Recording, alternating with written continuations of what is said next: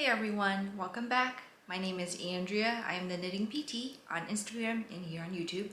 This is my video episodes, YouTube episodes where I talk about all my knitting projects, anything yarn related, fiber related, and sometimes I share a wellness tip with you. I say sometimes because I think I was feeling a lot of pressure to always come up with something new and something innovative for the wellness tips, and I think I've just decided to let go of that pressure on myself to always have a wellness tip. When I started this YouTube channel, I felt like I had to have a wellness tip in order to differentiate myself from all the other knitting YouTubers there are out there. But I think I've come to realize that I can just be me. I don't have to offer a wellness tip in every episode to make my content seem valuable and worth watching for someone. And I've come to a point where I kind of do these YouTube episodes more for me than for an audience. You know, I don't track as much like how many views I get or anything like that. It's more like just a way for me to document my making journey and to remember moments of time for myself. Yeah. So, you know, if something comes to me, I will share a wellness tip with you.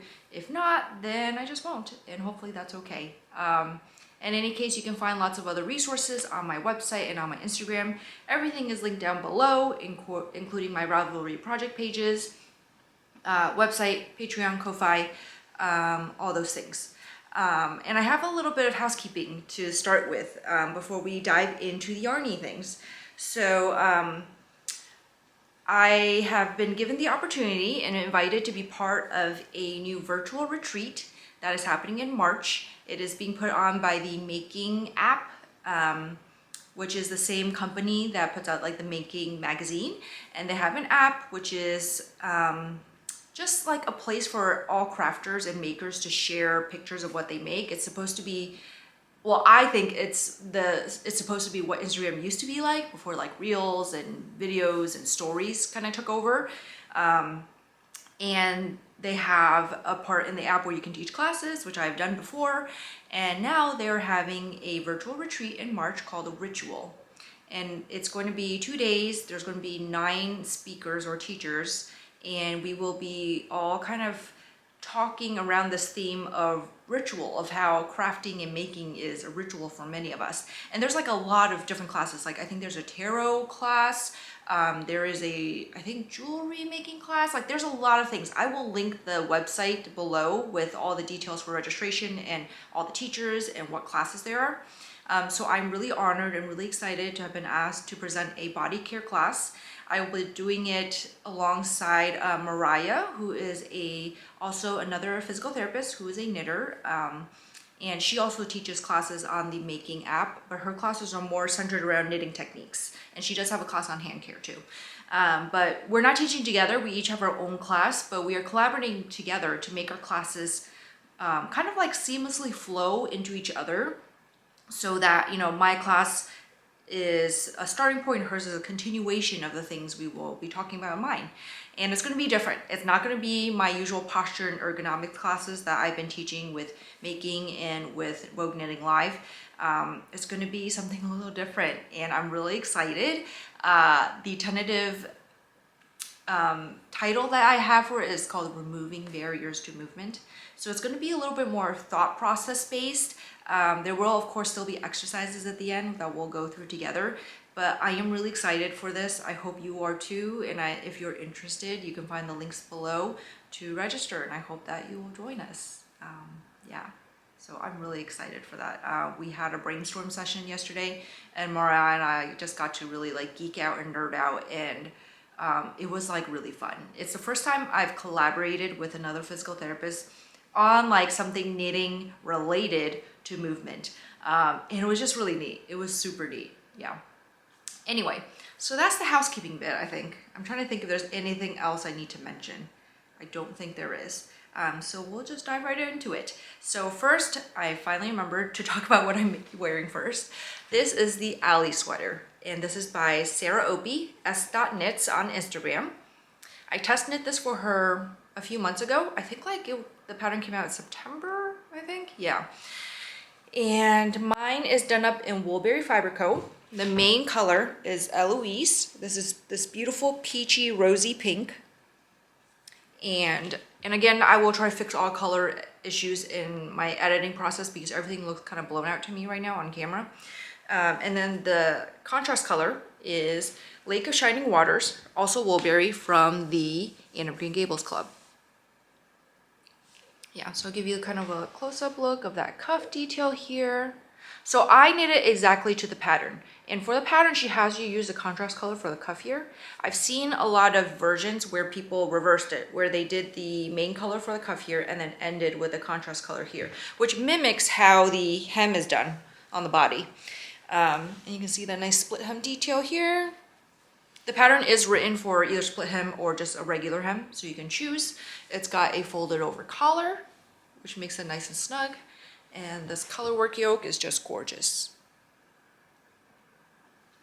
Yeah, I think the only changes I would do if I were to make it again, which I think I probably will at some point whenever I get around to it, is that I would do that modification that I've seen a lot of other testers do, which is use the main color for the cuff and contrast color for the hem, just so it can mirror. I thought about doing that actually when I was making it, but I wanted to highlight the contrast color a little bit more and have like a block of color that was just the contrast color because I love it so much. So I left it like that, and I like it the way it is too. Yeah, what else to say about this? It is a very snug collar, but it's not tight. I do find that it kind of rides up on my neck a little bit more, and it could be just my body shaping. It's probably not an issue with the pattern. There are short rows for this pattern. Yeah, and I've been finding, especially now that I live in a colder climate, that I like closer fitting collars now than I did before. I used to really like looser necklines, like boat necklines, or just like something that's not so close to my neck. But now that I live somewhere where it's pretty cold, my neck feels cold. So I've been liking these folded over collars a lot more. Yeah. So this is the Alley sweater.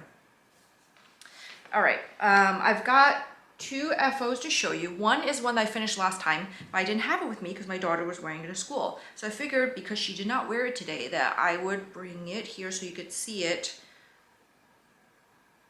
in person, not in person. So you could just see it on camera so I could hold it up instead of having videos and pictures inserted. So this is the No Frills Junior by Petite Knit. This is knit in J'adore Fibers Cinema Roll. Yeah. It's super cute. It knit up so well. I didn't alternate skeins at all. And I know I probably make all the dyers out there really nervous when I say this because it sounds like an advertisement to not alternate skeins. But I will say, like, alternate skeins, you know, if you feel like, I still will if it's a completely like tonal color where there's not a lot of variation in the color and it's more like solid. I will alternate skeins because I know that if there is a slight difference in the skeins, that will be more obvious than something where it's like a semi-solid where there's like little shifts of dark and light to the color within the skein.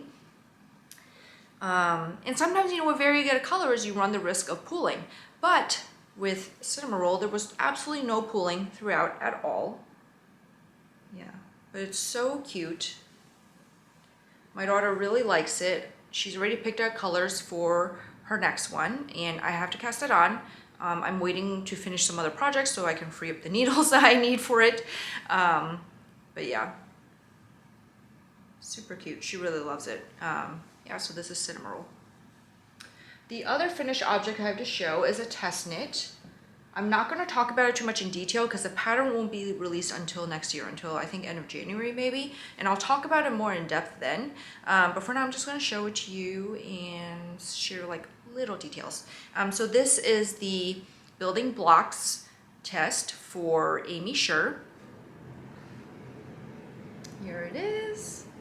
So it is a bottom-up sweater, drop shoulder. I really like it. I talked last time about how I had to modify the sleeves because my arms are a little big, and Aimee did check the measurements for me and did verify that my forearms are a little bigger than the standard chart size. And so she said if I knit other people's patterns, I should probably do like the full bicep view if they have like different views for like a full bicep versus a, I don't know what's called, like a smaller bicep view. I don't know. But she said I should probably knit the full bicep view from now on. Because I did measure my forearm, and like where my forearm is the thickest, it was like 10.5 inches, I think. Yeah. So the yarn I use for this is Camellia Fiber Company, and this is the colorway Blackberry on the worsted base. And I really like it. I talked last time about how Camellia Fiber Company's worsted base feels a little bit lighter to me than a usual worsted base. It's a little like airier. Like the resulting sweater is like, it's not super heavy or dense feeling when I hold it with one hand. Whereas if I were to take this sweater off and like hold it up, like I think this one would definitely feel heavier than this one would, even though this is like DK weight. Yeah. And I modified the pattern by adding a pocket. And so Aimee has the pattern written where she has kangaroo pockets, like the kind where like you put your hands in on the top. I decided I wanted kind of something like a sweatshirt pocket, so I just kind of made it up. Really proud of myself because this is the first time I've really just completely winged something and gone with it. You know, I think that my 2 years of making garments has really paid off in giving me the confidence to play around like that. Now I know how to make shapes the way I want, depending on how I place decreases. And I will share the details of my modifications when the pattern's out. If you're really curious and you want to see it now, it is on my Ravelry page, but it won't be any help to you because the pattern's not out. But yeah, so I did this kangaroo style pocket here. You can see. Yeah, really proud of myself. Yeah, but this is so comfy. It's got this beautiful split hem here. And the detail of that split hem.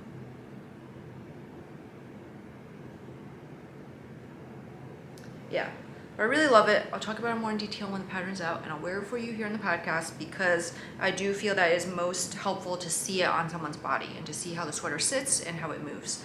I've already worn this.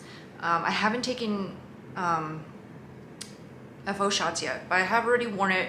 It was super comfortable and warm to wear the entire day, so yeah, I really love it.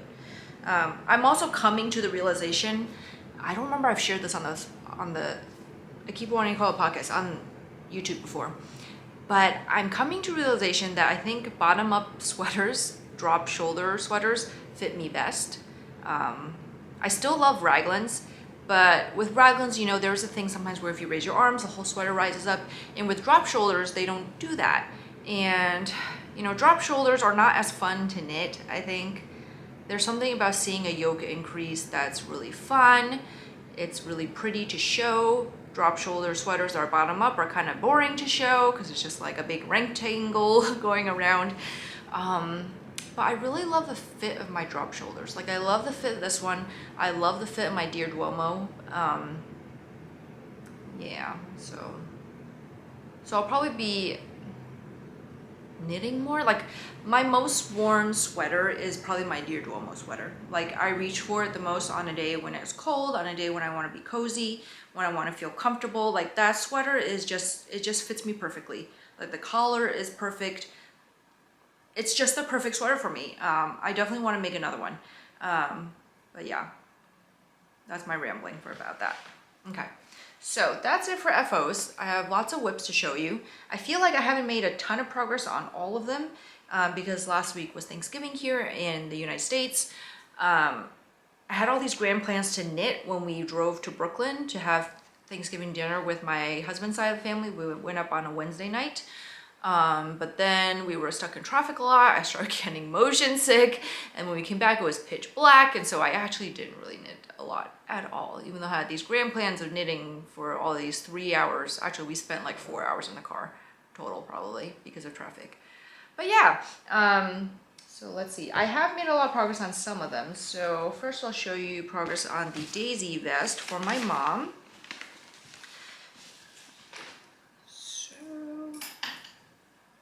Here it is so far. I've got ends hanging out everywhere. I finished the right shoulder and I've picked up now for the left shoulder, and I'm working on that. As you can see here. And I've just picked up for the left shoulder here. So yeah, so you can see this is where it's at. So after I knit the left shoulder, then you kind of join for the whole body and go back and forth till you hit the ribbing, and then you pick up all around for a button band. Yeah, and I find that with this pattern especially, it helps me to work on it for long chunks of time, because doing the daisy stitch, I need to at least get into the rhythm of doing it, and once I get into the rhythm of doing it, I can go a little faster. So it's been helpful for me to sit down and work on it with large chunks of time, like for like 2 hours maybe if I can. Yeah, but so far it's really exciting to see it start to come together, because for the longest time it's just this rectangle. But now that I'm starting to see the shape of the garment, it's getting really exciting, and I feel like I'm making a lot of progress. This is also a Camellia Fiber Company, and the colorways again are Moonflower is the white, Camellia is the pink, and Thistle is the purple. And this is in the sport base. And this is Daisy Vest by Aimee Sher.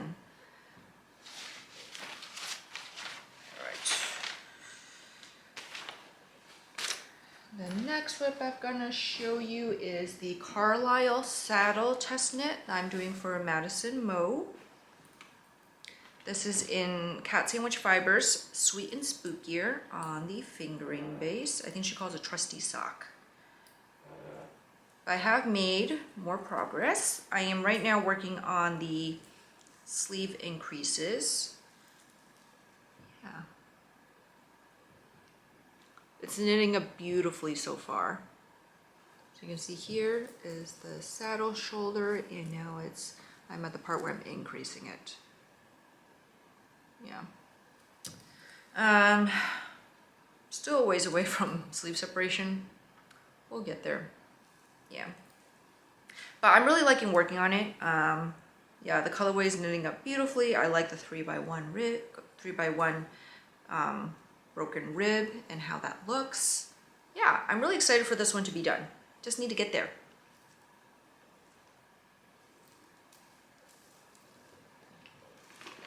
I did finally cast on for my test knit for Hannah Graham for the Fluffiest Vest. And this one I'm doing in Roy Knits in her fluffy blue clay. And this is the colorway Boba. This also is kind of a mess to show. Here. So I'm working on the right shoulder panel right now. Yeah. But yeah, let me give you a look at that fabric. I love the way boucle knits up. It's super light, but you know, it's not, for me, it's not the funnest to work with because it's really hard to see your stitches. It's really hard to see like where the yarn is and everything like that. And it's really hard to count rows. Like I have to kind of like sit here and then like find the legs, and it's kind of hard because of the way that the yarn is. It is kind of hard to see everything. Yeah, but I love boucle knit up. Like, as you know, I have a boucle sweater, I have a boucle cardigan. I'm really excited to make this boucle vest for my son. Yeah, so it's going to be super cute. Hopefully it'll be very warm for him. I think it will. I'm excited for him to have a hand knit that he can wear. He's already outgrown the sweater that I made for him last year, and he didn't even wear it much. Yeah. He has a thing. He also is very particular about what he wants to wear. Like right now he has a thing where he doesn't like buttons on his shirt. So like he has a few Henley shirts and he refuses to wear them because he's not into the buttons. Yeah, I don't know. But yeah, so this is a test knit. It is, all my test knits right now are due in January, so the patterns will be coming out till probably late January, early February. So stay tuned. But in the meantime, I am grateful for these long testing periods because I certainly have a lot going on. And speaking of testing, I am thinking that I'm gonna take a step back, which I know I keep saying, but it's true. Like I have resisted a lot of test knit calls that have come out. And I think part of it is that, you know, like I've said before, I'm really excited about the projects that I want to work on. And I want to feel like I can work on them and not have a test knit swoop in and push it off to the side, right? I want to knit up some of these sweater quantities I have designated for specific patterns. So I think that I will stick to it because especially with my yarn out like this where I can see it every day, it does inspire me a lot and it makes me really want to cast on for the projects that I had planned for some of this yarn. Yeah, so we'll see. But I think that it will be nice to take a break from having deadlines, even though having deadlines really motivates me. I think for me, at least, the reason I test knit is that, one, it does feel nice to be part of this exclusive club where you get the pattern first. But two, the thrill of the deadline really makes me knit faster, be more productive. Like I mentioned before, I'm more of a product knitter instead of a process knitter. I enjoy the finished product way more than I enjoy the process. Like, I still love knitting, but the point of knitting for me is to have the finished product and to enjoy it. And so that was why test knits, I think, are so attractive to me, is because I know that I'm going to finish it within a certain time and in a timely time frame. Yeah, but right now I think I'm just really wanting to make some of the projects that I've had in my queue for, you know, a year or two and keep putting off because I signed up for test knits. Are there any other whips? I have two other whips. Like I cast on for my Purpurea sweater by Tati's Knit Garden, but I'm literally just working on the ribbing right now, so there's not much to see. This colorway is Bao Bun by J'adore Fibers. I got a what she calls a toasted version, where it came out a little bit more toasty looking than she intended, and I was fine with that, so I took that from her. And so right now I'm just on the ribbing, so there's not really much to see with that. But I thought right now, like I have been for the past few episodes, I would talk a little bit about the upcoming cast-ons I have. So one of them will be another no frill sweater for my daughter. She picked out the yarn for that, and I wound it up, and this is what she picked. So she picked Haven't You Heard from Woolberry Fiber Co. This is from the Downton Abbey collection.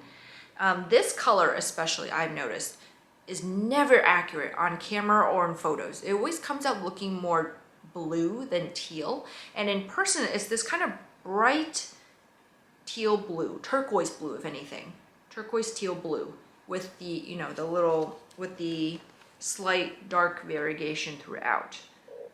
I will always try to color edit, but I've noticed that this one is really hard to get, and that's the way it is sometimes.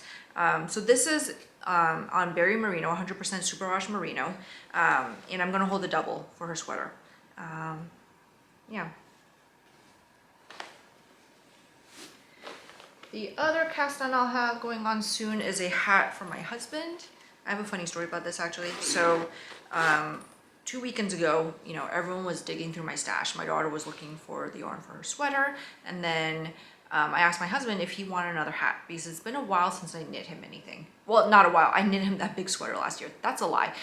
It's not been a while. It's been a while since I knit any hats. And he's been wearing hats a lot more here because it's colder, and he wears a hat when he goes out and he does yard work and mows the lawn and that kind of thing. And he has a barley hat that I knit him years ago. Like I think it was back in 2014 or 15 that I knit it for him. And I asked him, do you want another hat? And he was like, well, I don't want to wear it when I'm outside working because then no pill, and you know, I want to keep it looking nice. And I was like, that's what the gleaner is for. Like, and I want you to wear the things I make you. And you know, a wool hat will be warmer than some of the thinner knit caps that he's been wearing. And so I told him to pick out yarn. So he came over to my stash and he told me he wanted something gray or something blue. And I was digging through and looking up my single skeins, and he was like, wow, this is like a store. And then he took a skein, and it was this skein from, oh wait, I took it out for something else. It was the skein from Woolberry Fiber Co., this gray, and this is the Cuthberts. And he looked at it and he was like, oh, like there's like different shades to the gray. Like some parts are dark and some parts are light. He's like, it kind of looks shimmery because of that. And he's like, I could see how people get into yarn. I felt very validated in that moment. Anyway, but what he ended up picking was another Woolberry Fiber Co. yarn. And this is Acadia. This is on Berry DK, so 100% superwash merino. And this was from, I think, the Road Trip collection that she did last year. Yeah, so it's this beautiful variegated blue, swatches of white. So I haven't decided on a hat pattern for him yet. My fallback is to do another barley, but I kind of don't want to. Yeah, we'll see. So that's wound up and waiting for cast on. I don't know when I'll get to it. Probably when I feel like I've made adequate progress on all my other whips to cast something new on. And then I have a few other projects I'm thinking of. So one of the things is I don't really gift knit a lot. I gift knit when I feel inspired to, or when a request has been made, such as with the cardigan for my dad and the vest for my mom, or one time my sister requested socks. But I don't actually gift knit a lot because I feel like it's a lot of pressure to try to get something done, and I usually am way too late in thinking about gift knits to have it done by Christmas. But I was thinking the other day about gift knits for my daughter's teachers. So some background.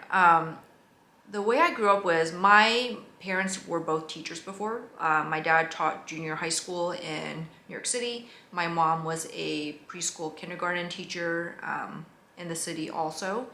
And so they both come from teaching backgrounds. And then my mom was a piano teacher for a while, that kind of thing. And so I think because of that, my parents have always, my mom especially, has always really appreciated teachers a lot. And when the entire time I was in school, like elementary, middle, high school, my mom made it a point to always prepare a gift for my teachers for the holidays. I can't remember now if she did it at the end of the year too, or if it was just Christmas. But I definitely, what sticks out in my mind was Christmas. And she would always prepare gifts for them. Even when I was in middle school and high school and I had like 8 different teachers from all my different classes, she would always prepare a small gift for every single teacher. And she did this for all 3 of us, like all our teachers. And when I think about it now, it's like, wow, like that's a lot of effort and that's a lot of work. But I remember now the reactions that my teachers had. And you know, the gifts were never something like, you know, huge. They were like usually something small, like a pair of socks, or one year she bought tights for all the female teachers. And I remember as a kid, I'd just be like, okay, mom, like I'll give the gift to my teachers. And like, yes, I appreciated my teachers, but I was also a teenager and no one else did it. Like very few other kids had gifts for all their teachers. But I remember my teachers were always really surprised and so appreciative. And my French teacher, I remember, was always so tickled. Like I remember every time she wore the tights that my mom prepared for her as her Christmas present, she would tell me. She would always tell me like, I'm wearing the tights your mom got me. And like now that I'm a parent and I am going through this process of having my children in school and seeing the impact that their teachers have on them, it makes me appreciate so much more what my mom did. And I want to do the same thing, you know? And yeah, I think now it was just something so special that she did for them to make them feel appreciated and make them feel seen. You know, it doesn't have to be something huge. Like some years she would just give like a little coffee mug. Yeah, but just something small to show teachers that you see them and you value them, and you appreciate them. I think that can be so powerful.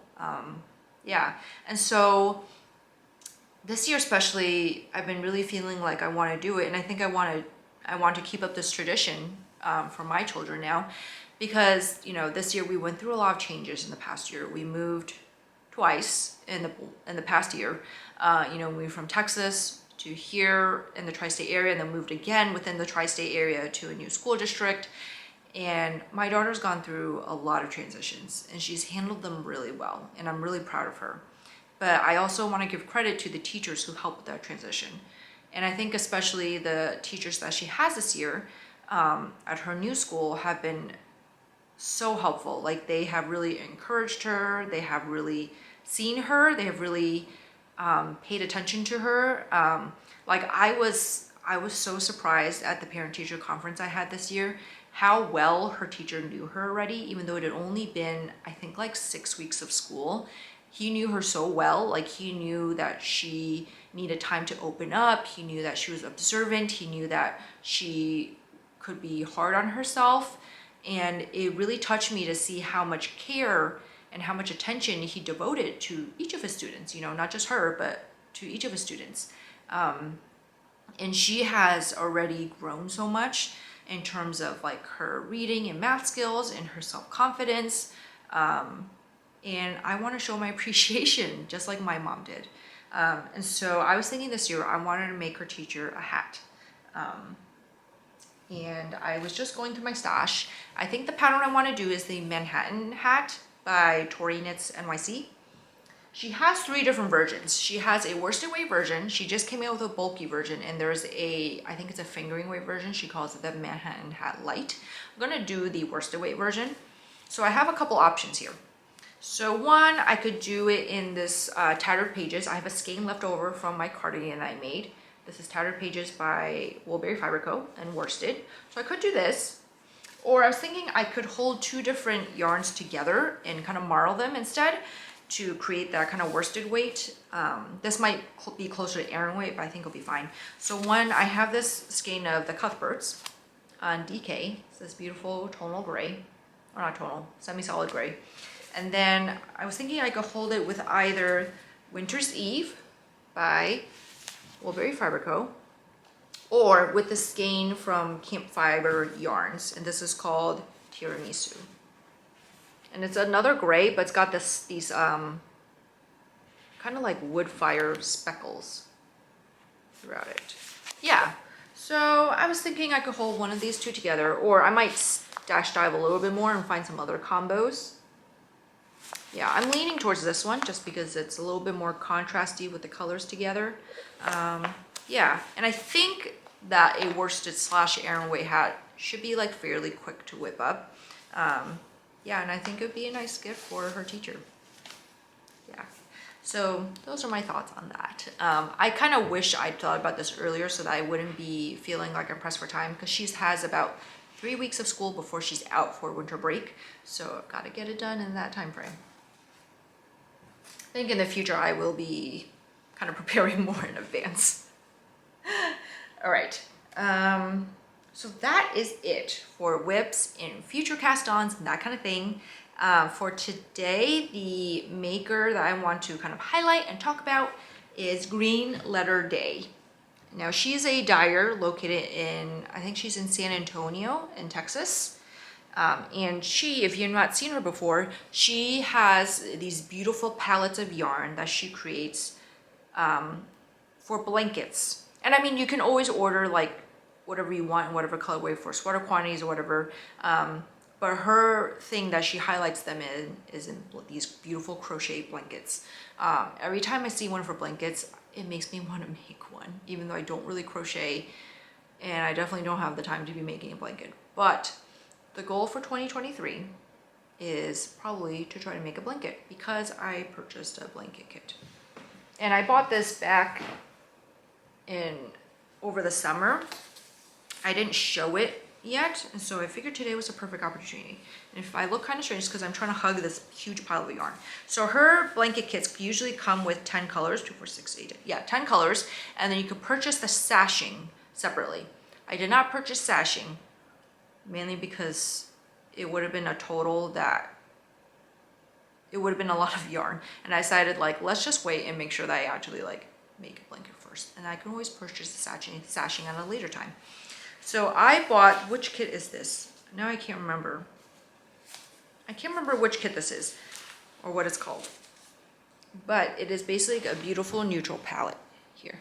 This is the best way I have to show them all. I'll go through the colors one by one.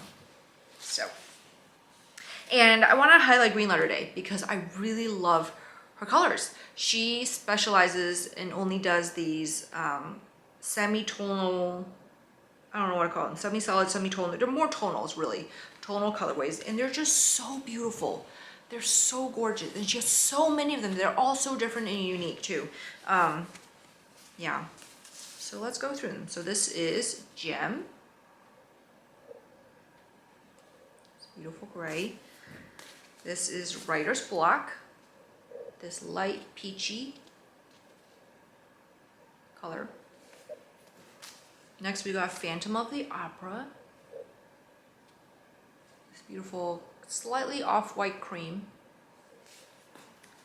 And this is Coffee Over Compliments, which is, I don't even know how to describe it. It's like a taupey gray. This is White Oleander. Oleander? I don't know how to say it. But it's this very light cream white. This is Shadow Hunter, which is a kind of silvery gray. Peter Rabbit, so this is taupe color. And Brainstorm.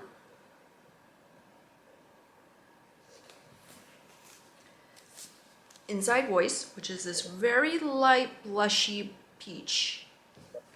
And Ampersand. So what I'm going to do is I'm going to hold kind of the similar colors together just so you can see the differences in them, because I realize when I show them one by one they might kind of look similar. So here are the taupes, kind of taupey colors together. So from here, Ampersand, Peter Rabbit, Coffee Over Compliments. For the lighter colors,